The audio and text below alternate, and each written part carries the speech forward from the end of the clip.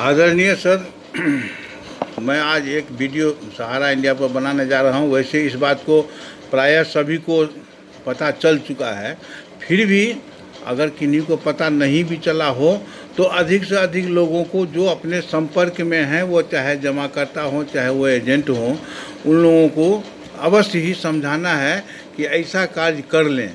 भारत सरकार ने पिछले 1 वर्ष से ही, यानी 1.5 वर्ष से पहले से ही बैंक में नॉमिनी जुड़वाने के लिए सभी मोबाइल पर, सभी ब्रांचों में, या कई बार कहा भी जा चुका है कि सभी खाताधारी अपने अपने बैंक पर जा कर के खाता में नॉमिनी का नाम अवश्य अपडेट कर दें, जिसको बार बार लोगों ने इग्नोर किया है। और एक दिन ऐसा आएगा कि उसका खाता ट्रांजैक्शन से हट जाएगा। तो ये भारत सरकार का नियम था, बहुत लोगों ने पालन किया, मैंने भी पालन किया। और उसके पश्चात दूसरा न्यूज आया कि नहीं, आपके आधार कार्ड में आपका बैंक अकाउंट और उसमें जो मोबाइल नंबर दिया गया है, उसी मोबाइल नंबर को आधार कार्ड से जोड़ दिया जाए, लिंक कर दिया जाए, अपडेट कर दिया जाए। और जिनके पास पैन नंबर है वह भी उससे अपडेट कर दिया जाए, ताकि आने वाले भविष्य में जो अब केवल ऑनलाइन व्यवस्था होने जा रही है, हमको लगता है कि बहुत अतिशीघ्र पैसे का प्रचलन न्यूनतम कर दिया जाएगा और यूपीआई पेमेंट ही अधिकतम रहेगा। इससे 2-3 बातें थोड़ा स्पष्ट हो जाती है कि अब हम पैसा लेके कहीं जा रहे हैं और पॉकेटमारी हो गया या छीना गया, कहीं गिर गया, या किसी प्रकार की अनहोनी घटनाएं घट गई, तो इससे बचने के लिए यूपीआई पेमेंट ने, जो भारत सरकार आज से 5 वर्ष पहले ही आरंभ किया था, वो आज बहुत ही सटीक रूप से कार्यरत है। मेरे समस्त मित्रों, सहारा इंडिया के जमाकर्ताओं और कार्यकर्ताओं से मेरा नम्र निवेदन है कि आपके आधार कार्ड में मोबाइल नंबर और बैंक अकाउंट नंबर लिंक होना ही चाहिए। अगर पैन नंबर है तो उसे भी लिंक कर दिया जाए। यह सहारा इंडिया का नियम नहीं है सर जी, यह भारत सरकार का नियम है और इसे सबको पालन कर लेना चाहिए। यह आज के लिए नहीं, सहारा के भुगतान के लिए नहीं, बल्कि यह आपके आने वाले भविष्य के लिए भी आवश्यक है। ठीक इसी प्रकार से अभी जो सहारा इंडिया का भुगतान होने की संभावना दिख रही है, वो है क्या कि लगभग इस वर्ष के अंत तक आपको भुगतान संभव हो सकता है। 1-1.5 वर्ष पहले से चल रहा है कि सीआरसी से भुगतान होगा। हमने कई वीडियो सीआरसी से भुगतान के बारे में कहा तो हम पर लोग हंस रहे थे, कमेंट कर रहे थे इत्यादि। जिस किसी भी ब्रांच के स्टाफ से बात होती थी वो हमको बेवकूफ़ समझते थे। तो ठीक है भैया, हम आज तक तो बेवकूफ़ ही निकले। अब आगे क्या होगा सो तो नहीं कहना है कि देखिए कौन सा ब्रांच खोल के पेमेंट करता है। अब रह गई कि 5,000 करोड़ का झुनझुना वाला हमने जो है सो वीडियो बनाया था, बहुत लोग हंसे थे। और आपको वास्तविक बात का पता हो या न हो, किंतु इस बात को आज अभी तक जान लीजिए कि वो 5,000 करोड़ रुपया से भी न दिया है और न देगा। जिनको लग रहा हो कि बैंक के अकाउंट में और सीआरसी के अकाउंट में 5,000 करोड़ चला गया, तो भाई मेरे निश्चिंत हो लीजिए कि वो अब तक नहीं गया है, क्योंकि हम पहले ही बता चुके हैं कि कोर्ट ने आदेश दिया है, रुपया नहीं दिया है। रुपया कहा है सेबी को कि आप सीआरसी में ट्रांसफ़र करिए। और रिसेंट न्यूज ये है कि सेबी का वकील और सेबी के अध्यक्ष मिलकर के एक नया रिपोर्ट तैयार करके पुनः सुप्रीम कोर्ट को दिया है कि ये पैसा हम इस कारण से वापस नहीं कर सकते, बल्कि हमें और भुगतान की आवश्यकता है। और सहारा इंडिया हमें और 62-63 हज़ार करोड़ रुपया का जो डिमांड था वो और चाहिए।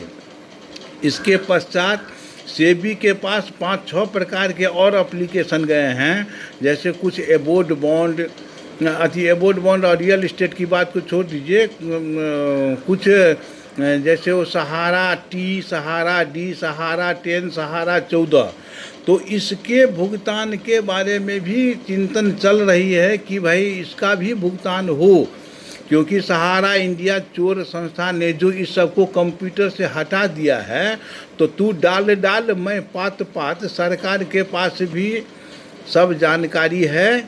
यह एक अलग बात है कि सरकार किसी व्यस्तता के कारण इस पर खूब हम लोगों के अनुसार ध्यान नहीं दे पा रहे हैं, किंतु निश्चित मान लीजिए कि जब तक मोदी सरकार है बेईमानी नहीं होने वाला है। और मैं 200 वर्षों का इतिहास बता रहा हूं कि आज तक किसी भी डूबे हुए बैंक का पैसा रिकवरी नहीं हुआ, पीयरलेस को छोड़कर, क्योंकि पीयरलेस का पैसा IRDA से अनुबंध था, पीयरलेस चल रहा था, इसीलिए उसका पैसा वापस आया। नहीं तो JBG हेलियस पीपुल्स ऑन हो या चाहे कुबेर हो या बहुत सारी कंपनियों, 42,000 नन बैंकिंग 6 साल में बंद किया गया, 94 से लेकर 98 तक। तो इन सब का किसी का भुगतान नहीं हुआ। मोदी सरकार का हम लोगों को ऑबलाइज होना चाहिए, कहे कि कुछ लोग बड़ा फरफराते हैं कि मोदी सरकार को वोट नहीं, तेरे से तो मोदी सरकार बनने और बिगड़ने वाला नहीं है। किंतु एक बात तो निश्चित है कि मोदी सरकार के ऋणी है पूरा भारत के, विशेष रूप से सहारा इंडिया के कार्यकर्ता और जमाकर्ता, कि उनका PF का भी भुगतान होने जा रहा है, उनके सैलरी का बकाया भी भुगतान होने जा रहा है, उनके जमा धन का भी भुगतान होने जा रहा है, एजेंट के सभी प्रकार का और जमाकर्ता के सभी प्रकार के लेन देन का भुगतान होने जा रहा है। लेकिन उसमें शर्त यह है कि ऑनलाइन पेमेंट होगा, और ऑनलाइन पेमेंट के लिए भारत सरकार के दिए गए मार्गदर्शन जो पहले से ही 1 वर्ष से चल रहा है, 3 बार 4 बार इसका डेट बढ़ाया गया है, 30 जून को इसका डेट समाप्त हो चुका है। हमको लगता है कि हो सकता है कि कहीं ऐसा न हो कि सरकार एक बार और मौका दे कि ठीक है अगस्त या सितंबर तक आप उसको अपडेट कर लीजिए, निकले न निकले ये मैं नहीं कह सकता, किंतु अगर आप नहीं करवा रहे हैं तो अभी भी आप अंधेरे में हैं, इसलिए इस अंधेरे से निकल कर के उजाले में आने का प्रयत्न करिए। और सभी अपने जिनका सहारा इंडिया में जमा हो या न हो, कोई सहारा इंडिया में नहीं भी हो तो भी उनको कहिए कि अपने आधार कार्ड को बैंक अकाउंट और मोबाइल नंबर और पैन नंबर से तीनों चीज़ को आधार कार्ड से अपडेट कर दें, यानी उसमें लिंक कर दें, उसमें जोड़ दें।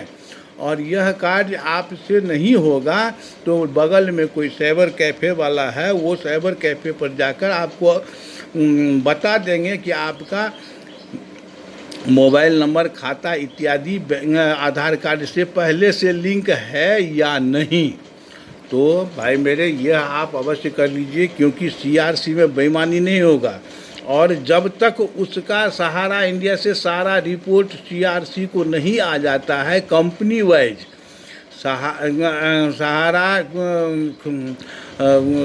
क्या नाम है उसका, सहारा क्रेडिट कोऑपरेटिव सोसाइटी लिमिटेड से पहले सहारा फाइनेंशियल कॉर्पोरेशन लिमिटेड और सहारा कमर्शियल कॉर्पोरेशन लिमिटेड, सहारा रियल इस्टेट और हाउसिंग इन्वेस्टमेंट, ये सब मिला के हाउसिंग सिल्वर ईयर लाभ योजना, ये समस्त अकाउंट होल्डरों का बहुत पैसा बाकी है और वह अभी बहुत अति निकट भविष्य में यह मिलने की संभावना प्रबल हो चुकी है। हम लोगों को मोदी सरकार का ऑबलाइज होना चाहिए, प्रणाम करना चाहिए। जो फानते हैं वो साले फानते रहें, उनको होता है कि हम भारत को बैलेंस अनबैलेंस कर देंगे, तो करते रहें। लेकिन यह मोदी सरकार की देन है कि आज यह भुगतान की आशा बनी हुई है और आने वाले निकट भविष्य में मेरी ये संभावना दिखती है, मुझे ये संभावना दिखती है कि इस वर्ष के अंत तक आपका भुगतान हो जाना चाहिए।